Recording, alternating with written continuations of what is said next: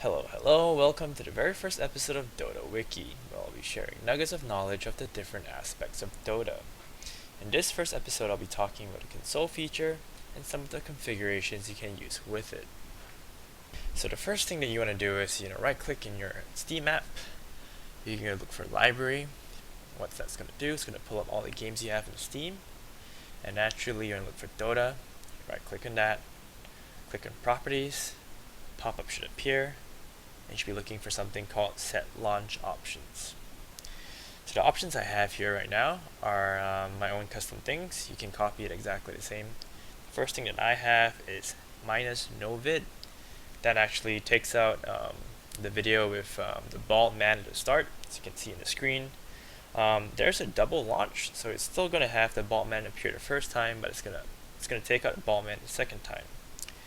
The second thing that I have here is +exe auto config, and what that does is it tells Dota to actually launch an autoexec file, which we'll talk about later, and that's going to house the different commands that you would start putting in the game.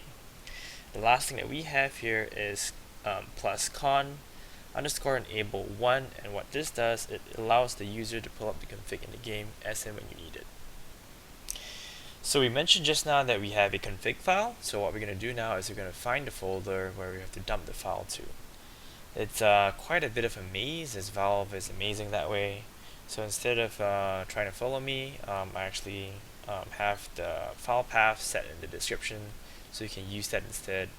That should make your life a little bit easier. So basically where we want to go right now is we're going to go to Dota and go to the config folder, and that houses all the different launch configurations that we have. Right here you can see the first one, autoexec, and for mine I basically only have 4 different configs. The first one is your Dota rangefinder, and this is the thing that allows you to see the range of your spells. The second one is your minimap hero size. You can change that if it's too small.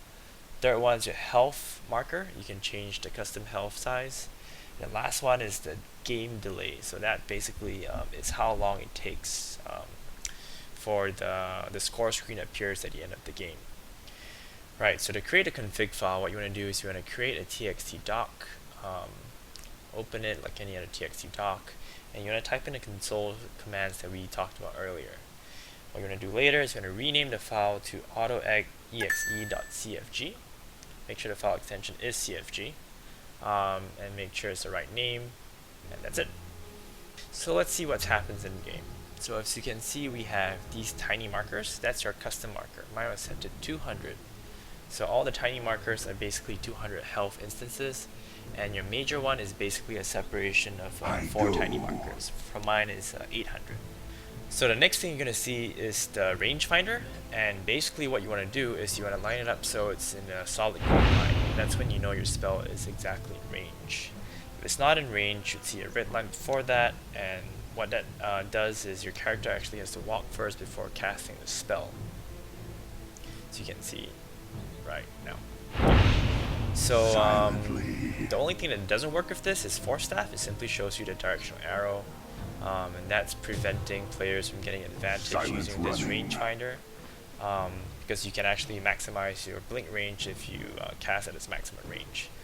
So even though it doesn't give you like a major advantage, it still allows you to learn the distance of your spells, which I find extremely useful, and hopefully you do too.